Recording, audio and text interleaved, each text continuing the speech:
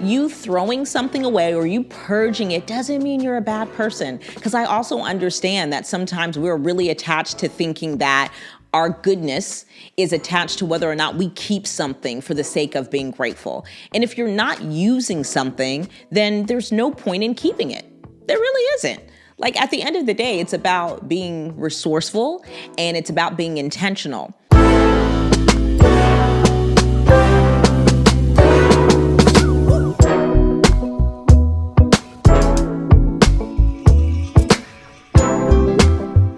Hey friend, welcome back to another episode of the Everyday Magic Podcast. It's so good to have you here. Today we're talking about something that we all must do even when we don't feel like it, and that is keeping your home in order. And the reason why keeping your home in order really matters is because it makes space for your everyday magic. If your home is not in order, it's going to really be hard to make magic. I would even say it's impossible. And this is one of those things that's tough because even if you learned how to clean or be organized, you haven't necessarily learned how to do it in your specific space, you know? So once you have your own living space, especially once you become married and you become a parent, you have to learn how to keep your home in order in that way. So it's one thing for our parents to teach us how to do a particular task, but how to do that in a particular space, especially when it's your own, is something that we need to be really deliberate about and make sure we do it intentionally and consistently. And so when it comes to creating everyday magic, keeping your home in order really is a priority. Now, do me one huge favor if you haven't already. Share this episode podcast with one friend who you know would benefit when they listen. That really is so helpful because not only could it help them, but it absolutely helps us grow this podcast, and I appreciate it so much. Now, one thing I'm 10 toes down on is that everyone's home needs more. It needs management, organization, routine, and engagement. And what's really interesting to me is that when it comes to home, we tend to prioritize everything else. We tend to prioritize work and other things in our lives over our homes, and then wonder why we don't have this place that's so important in order.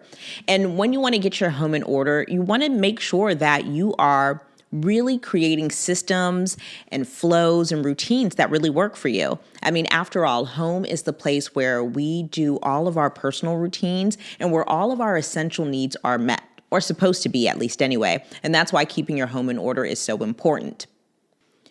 Now, aside from the more framework, one thing to always remember about home is that it's always supposed to be in a constant flow. That doesn't mean being busy all the time, but it's supposed to be in a constant flow. There should be some constant purposeful movement in your home.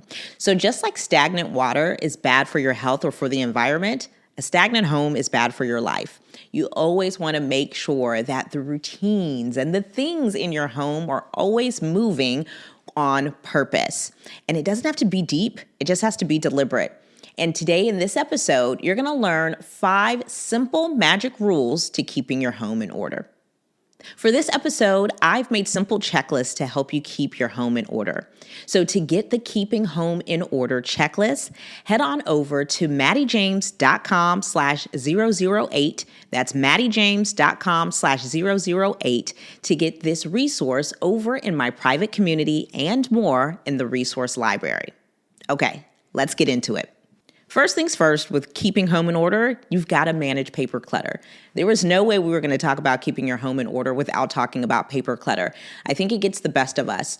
And the reason why is because oftentimes we don't know what to do with paper. I think a lot of us are conditioned to keep papers because you just never know what could happen. I know that my mom instilled that in me. And so sometimes I'm afraid to toss paper, even when I don't really need it, because I'm like, what if, you know? But the really great thing is that nowadays, so many things are electronic. So very seldom can you toss something and not be able to retrieve it electronically or get another paper version of it, you know? And so when it comes to paper, there's only 3 things that need to be done. There's only 3 categories. One, you either need to save it, right? So you can reference it later. You either need to act on it and then go ahead and get rid of it. And then lastly, you probably just need to toss it, right? I mean, most of us understand that when we get junk mail out of our mailboxes, that for the most part, you can just toss it or whatnot. Now, if it's something that you don't need but has your personal information on it, I encourage you to shred it. So you can get a really affordable paper shredder that you can have at home to do that. But for the most part, definitely make a habit of things you don't need, especially when it comes to paper. Just get rid of it. The other thing that you must do is act on it, right? And acting on it is usually tough because sometimes we just delay and delay and delay. So the thing that I want to encourage you is to act on it in two ways. So if it's something that's going to take you less than 5 minutes, just do it immediately. I think this is the biggest thing that hangs us up. It's like you just need to sign it or you just need to fill it out for your kids, just do it, sign it, pay for it, whatever have you. If it's going to take you less than 5 minutes, just get it done. Don't put it off. Now, if it is something that's going to take you longer than 5 minutes, then what you need to do is schedule it in the next week to just get it done. Over the next week, I know we are busy, but over the next week, you can block out 20 to 30 minutes to fill out whatever form needs to be done. Now, the thing I want to encourage you to do is whenever this form, this paper that you've got to act on or fill out is due, give yourself a 72-hour buffer. So if it's due on the 28th, do not schedule it to do it on the 28th. You schedule it at the very latest by the 25th to get it done so you can turn it in, mail it in, whatever have you. But give yourself at least a 72-hour buffer just in case you have to put it off. Maybe you have to, do it later than you thought you might have. You can even at least buy yourself those 3 days. That's really important. So I'm somebody who will wait to the last minute to do something. And anytime I give myself a couple of extra days, that really does end up paying off. And what you might realize is that you end up having a little pocket of time. Maybe you have a really productive day. You get things done earlier than you thought you would. Just go ahead and knock it out and get it done. Because as soon as you get it done, you can either toss it, mail it out, give it to your kid to take back to school, and it's out of your house. So the big thing you have to do with paper clutter is save it, right? For many of us, we're saving stuff that we either don't even need or just need to act on. But there's just things that we need to simply save, archive, and reference later. Now, the thing that holds you up with paper clutter is that you haven't designated a place for it. Now, when I first started having kids, I swore by having a binder system. I would just take papers, put it in a binder, and I would just designate different binders. But as of late, within this last couple of years, I've been using a box filing system, and I absolutely swear by it. I've gotten 3 clear boxes that you can put hanging folders inside. And I love this because you can label the hanging file folders and it makes it so easy to know exactly where to put what. First, I started doing it with the kids and I just got one for the household so we can know exactly where to put things for the house. So most of us know how hanging file folders work, once you put them inside a file folder, you put them inside a file folder box, they hang very easily, very seamlessly, and you go ahead and you just label them. Now, for the kids, these are pretty much their milestone boxes. So I keep all of their school records. So for the kids, I have a folder for all of their school grades. I mean, starting from nursery, even if they didn't necessarily go to a nursery, pretty much from 0 to 5, I have a folder for each couple of years. So if I'm not mistaken, I think it goes 0 to 1, it goes from 2 to 3, and then it goes from 4 to 5. Then it goes from kindergarten through 12th grade. Then I have folders for medical records. I have awards. I even have miscellaneous. So basically, anytime I need to file anything for the kids, including their artwork, I can just stash it in there, Obviously, I'm not keeping all of the artwork, but if there's any really prominent or significant or sentimental piece of artwork that they've created, I keep it in these milestone boxes as well. But what's great is that I have a designated place for all of the kids, each of the kids, right? So it's not even a group effort. Each kid has their own box. I have 3 kids, so I have 3 file boxes. And this really does make my life so much easier. Then I have one for the household. So we have things for car documents. We have a folder for house documents. We have one for medical records. We have one for warranties and manuals and sentimental items. I love keeping programs and tickets of things Chris and I got to do together, or even things that we've gotten to do together as a family. That really means a lot to me because I do have plans to do projects like a scrapbook or a photo album, and I want to be able to easily access them without clouding a particular drawer. And so having a designated place for papers that matter, papers that I actually need to keep in reference, really does save my life each and every single week. And to go even further, it's not just about having a place for your paper. It's also about having a regular scheduled time, a specific one that you're going to do it, you know? So for instance, if our trash goes out on Friday morning. So on Thursday nights, I'm usually trying to go through papers and be like, okay, this is getting tossed. Let me go ahead and act on this. And then let me go ahead and file what needs to be done.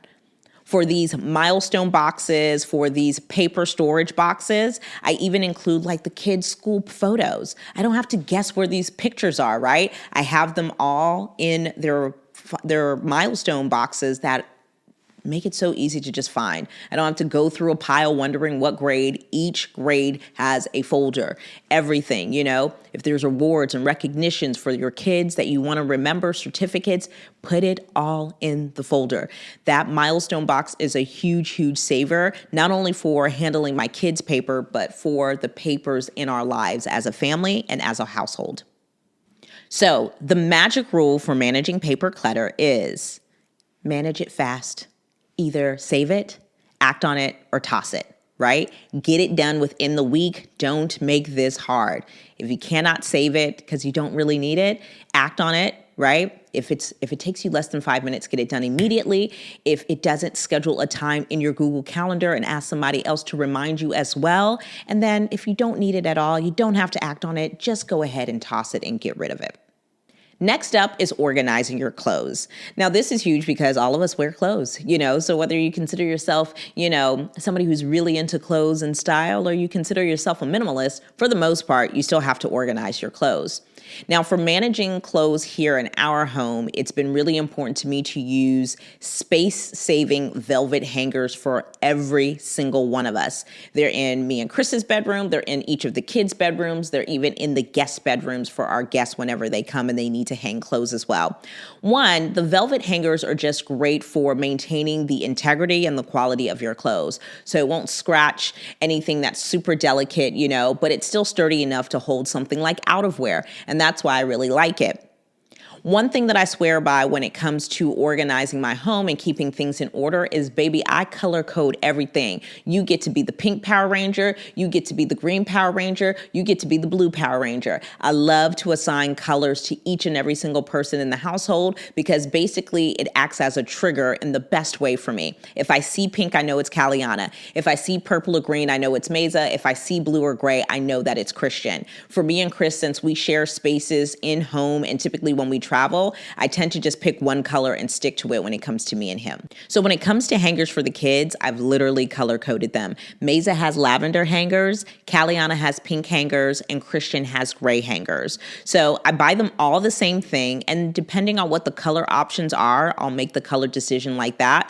But for the most part, that is usually the color coding system for me. And then for me and Chris, I've picked black ones. You know, we share a closet, so it's just all streamlined and it looks really, really great. And the more you can pick like with like things, and we'll talk about that in a minute, it just makes things not only functional, but it makes things look a lot more visually in order. Now, in addition to hanging clothes, you also want to fold your clothes. And the thing that I really love is file folding my clothes. So that simply means folding my clothes in a way where I stand them up instead of laying them down. Because when you stand them up, you know, like a file folder, obviously file folding is a whole theme here when it comes to keeping your house in order. But the reason why it's really helpful is because it allows you to see all of your clothes. And it also prevents it from getting as messy as it would if it was just stacked on each other. If I can't see my clothes, I'm just going to rummage through it to find whatever it is I'm looking for. But if it's file folded, meaning it's standing up, I can see everything that's in a drawer, which makes it a little easier, one, for me to find things in an efficient way, and it prevents me from making a big mess because I'm trying to actually find what I'm looking for. So when it comes to organizing our clothes, I really do love using those space-saving hangers and file folding our items. Last but not least, when it comes to organizing my clothes, I've got to categorize. So all of my denim are folded. I don't really like hanging my denim. I don't really know why. I think maybe just working years of retail, I just always have really enjoyed what it looks like when you fold your denim and you can see all of it. So I file fold them in a drawer. I file fold all of my t-shirts in a drawer. I'll file fold all of my sweaters and my sweatshirts and all of that. And then I'll even file fold and, categorize my workout clothes. But it just makes it simple because when it comes to looking for a certain type of clothing, I know exactly where to look. I'm not scurrying because all of the clothes are together in one drawer. I also do that for the kids. So all of their pajamas are in one drawer, each of them. So Maze's pajamas are in one drawer. Callie's pajamas are in one drawer. Then their tops are in one drawer. Then their pants are in one drawer. And I do the same thing for Christian. And so anytime I open a drawer, one category of clothing is in there, So tops, bottoms, pajamas, Typically I like to keep, swimsuits in one area. Sometimes I'll keep them with their undies, or sometimes I'll keep them in a separate area depending on how much space I have. Right now, keeping swimsuits with undies has worked, So when it comes to looking for a particular thing, not only is it helpful for me, but it's helpful for them. And then it also makes it easier to say, hey, it's time to put away your laundry. And it doesn't have to be this whole fiasco because they also understand where things go because there's a designated place for them. And so when it comes to organizing your clothes, the magic rule is categorize, then hang or file fold. Next up, you want to have rules for keeping things in order. And I think this is really important because I think a lot of times we don't really necessarily have a things problem more than it is a rules problem. We haven't established like a system or a process that not only we can honor, but our entire family can honor as well. So, just like I was talking about organizing the clothes, the kids understand that once our clothes are washed, because we get laundry service, right? Everybody's still pretty young, so it just is a lot easier for me. Once a week, we get laundry service. Once the clothes come back, they're clean, they're folded, everybody knows where to put their items, right? Now, is it the neatest thing all the time? Not necessarily, but just them practicing putting things where they belong, where we have decided as a family they go, it just allows everybody to function in order, and it allows them to learn things in an orderly way, which is super helpful for me as their mom who teaches them how to do that, or if Chris teaches them how to do that as well. Now, one thing when it comes to rules is you want to start asking questions, right? So when it comes to things in your home, what are the rules? Is it when you get one new thing in? Is it one old thing out? That's a really good rule to practice, and we'll talk about why that is in a minute. But I really do love that system. So if I'm getting 2 new shirts, I probably can get rid of 2 old shirts.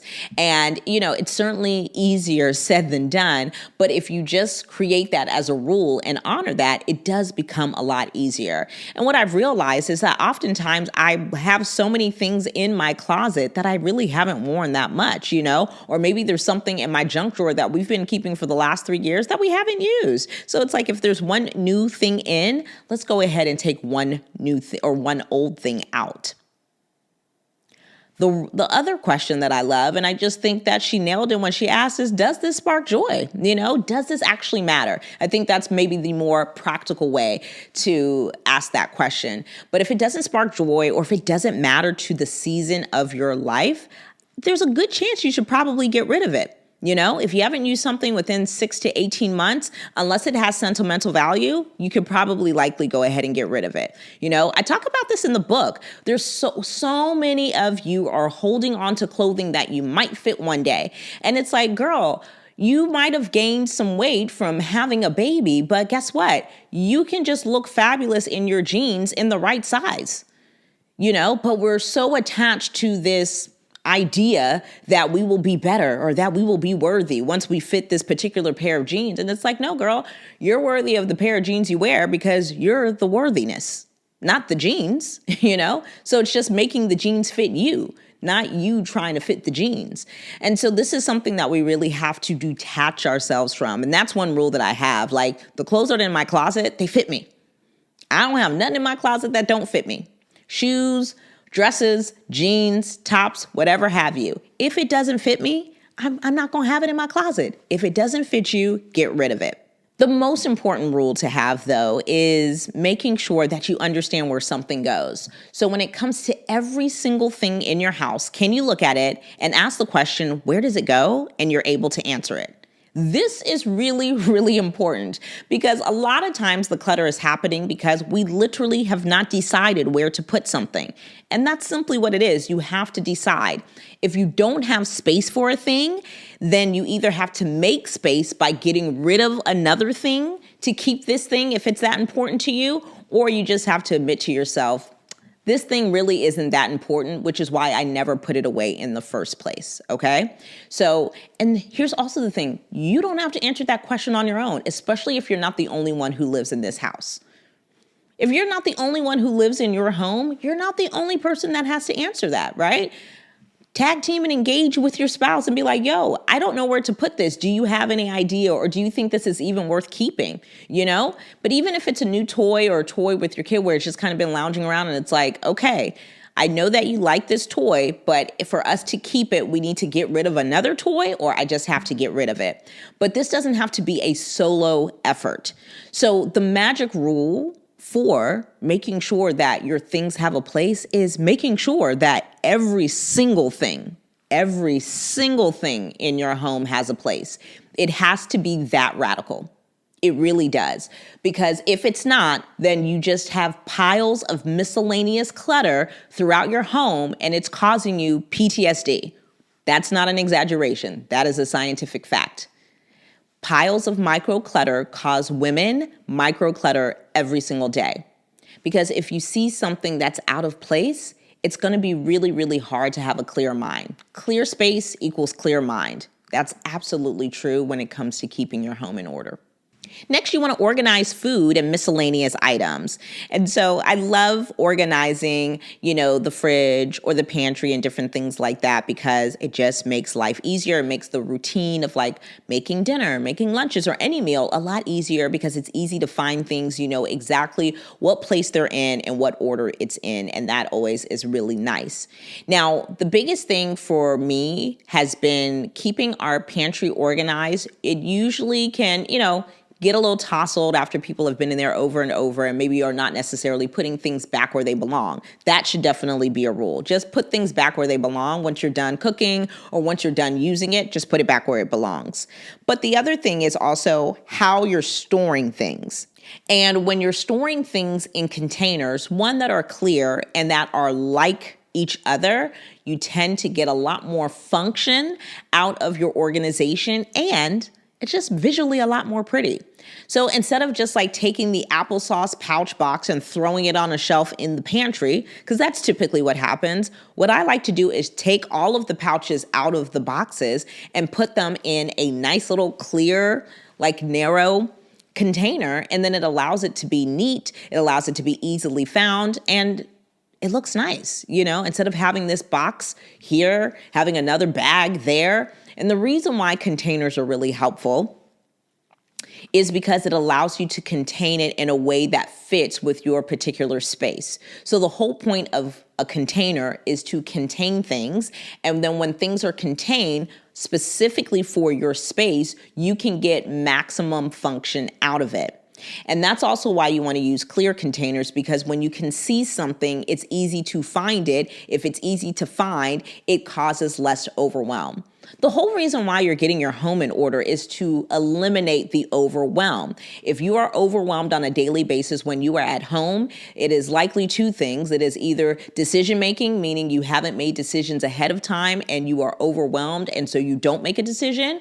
And or you are overwhelmed at home because things are out of order. And if things are out of order at home, it's going to be hard to make decisions. And to be productive and to be functional in life, you've got to make decisions. And so this is why this is so important. And so having consistent like with like items, right? So the same container that I use for the applesauce, I use for individual size potato chips or Cheetos or popcorn. And that's really helpful.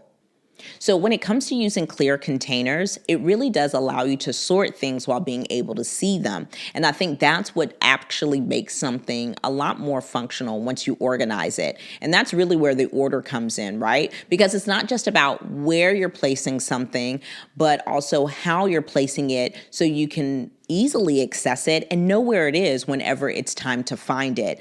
I can't tell you how many times I've put something in a container that wasn't clear and I needed to find something that needed to be easily visible, and I set myself up for failure because I can't see it, you know? So when it comes to clear containers, or it comes to clear dividers, or just somewhere to store a particular thing, this can be used anywhere from your pantry to your refrigerator to your linen closet and even your junk drawer.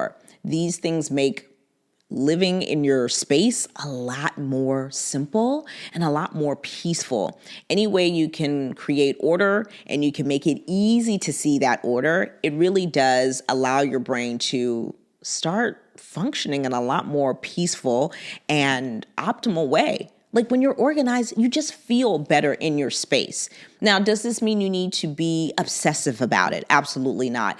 Is this an excuse for us to lean into perfectionism? Absolutely not. But it is something that we need to be very intentional about, and doing it in a way that works for our homes, our families, on purpose. So the magic rule for organizing food and like items is using consistent container types so it's easy to place things and they're not jumbled all over the place because they're in some random box that isn't matched with the other containers in your space. Last but not least is purge regularly. I cannot harp on this enough. You need to be purging regularly. And this just goes back to that home flow I was talking about, right? Your home always needs to be in a constant flow. And sometimes you need to be flowing stuff right out of your house, you know, because you don't use it anymore. It's broken. It's old. It was given to you and it didn't work out like you thought it would. And it's fine.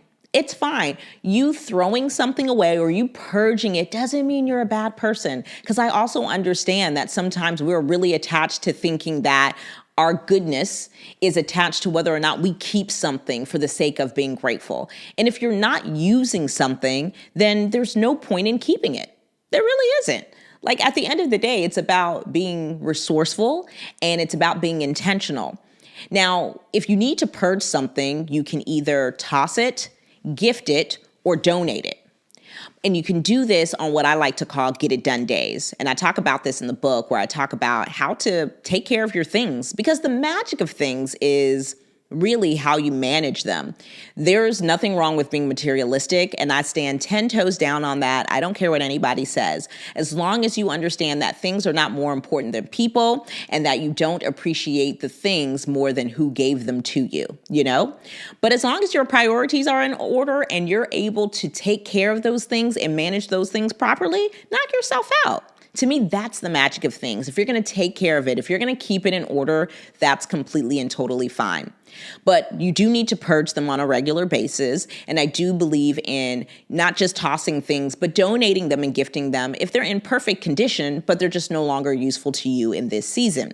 Now, Get It Done Day is just like it sounds like. It's a day where you're going to get it done, right? So whether you've got to purge your closet, whether you're going to purge your garage, whatever it is you need to purge, I would dedicate anything from, a couple of hours to an entire day to it, right? So I'm talking about like sending the kids off maybe to their grandparents' house, or maybe they're going to hang out with their cousins for a little bit. And you get 2 hours to, maybe even a full day of uninterrupted time to purge and get whatever you need to get done when it comes to organizing your things. This really does matter that much. It really does. And so when it comes down, because if it didn't, it wouldn't be overwhelming you. The only thing that overwhelms you are things that matter. If we start keeping it real, that's the God to honest truth. If it's overwhelming you, if it's affecting you that much, then handling it does matter that much.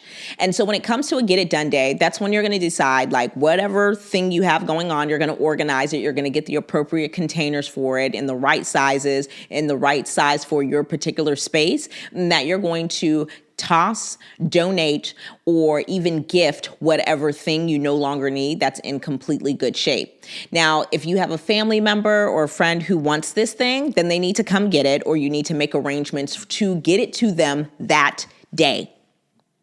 What happens is we're like, oh, I'm going to give this away to this person. And guess what happens? You never scheduled a time or a specific day to get it done. And then it sits in your closet for 6 months. If I'm talking to you, go ahead and raise your hand. It don't no judgment, but I already know what it is. That's why you're listening to this episode in the first place. But this is why we call it a get it done day, because this is the day to go ahead and get it done. If your homegirl who wants it lives 20 minutes away, she can't make it, I want it to get out of my house so much, I'm going to drive it to your house, right?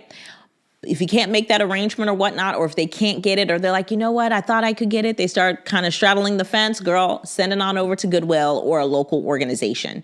But just get it done. Too many times we're not absolute with getting rid of the clutter, and that's why it haunts us for weeks, if not months at a time. Now, how often should you purge? Because I say purge regularly. I believe in purging on a quarterly or biannual basis. With the influx of home deliveries and things like Amazon Prime and everything being sent to your house, we just have an influx of things coming in, and we're not doing enough to get the old things out, okay?